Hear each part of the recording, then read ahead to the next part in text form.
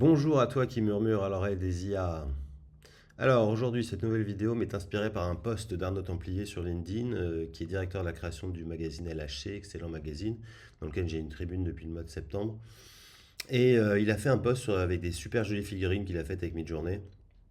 Et je trouvais ça génial. Et tout de suite, ça m'a inspiré une idée, c'est de les créer en impression 3D. Et pourquoi j'ai cette idée? Pas parce que j'ai travaillé pendant 6 ans dans l'impression 3D et qu'à l'époque, avec ma sœur, on a créé une première mondiale qui consistait précisément à transformer des dessins, non pas des images générées par IA, parce que ça n'existait pas à l'époque, mais des dessins d'enfants en objets créés par imprimante 3D. Et donc ça donnait ça en fait, ça s'appelait Kidart 3D. Donc on transformait les dessins des enfants en figurines identiques au dessin grâce à l'impression 3D et grâce au travail d'un infographiste 3D qui extrapolait un volume à partir du dessin de l'enfant et qui plaquait la texture du dessin sur le dessin pour qu'il ait exactement la même texture et que ce soit une copie conforme du dessin d'enfant.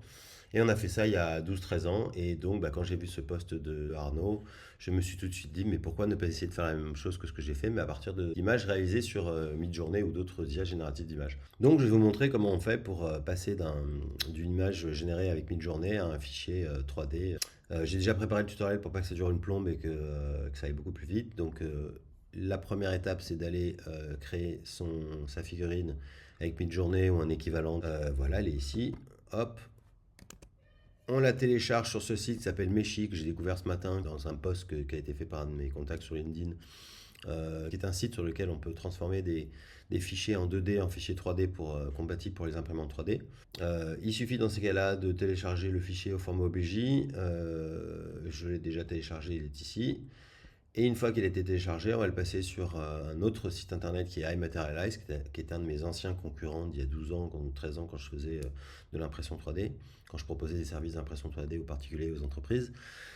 Et donc j'ai déjà mis le fichier, qui est donc là le fichier brut en noir et blanc qui n'a pas été encore colorisé, mais qui va être colorié. J'ai choisi l'aspect multicolore, donc c'est du full color. Ça va reproduire à l'identique les couleurs de l'aplat de 2D fait par Midjourney.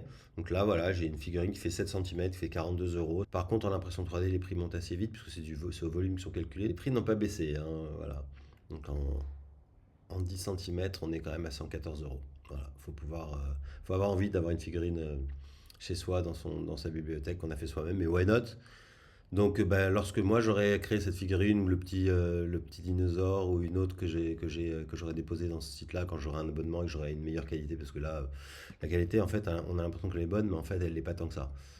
Il y a pas mal de détails, on le voit, qui sont pas très bonne qualité, qui risquent de causer des problèmes lors de l'impression. Donc, il faut vraiment avoir un fichier de qualité optimale, d'où l'intérêt, je pense, de payer ces 20 balles, comme avec tous les autres abonnements, pour avoir ça et pouvoir faire des figurines vraiment avec une texture nickel et qui soit vraiment chouette, parce qu'à ce prix-là, ça vaut le coup que ce soit joli quand même.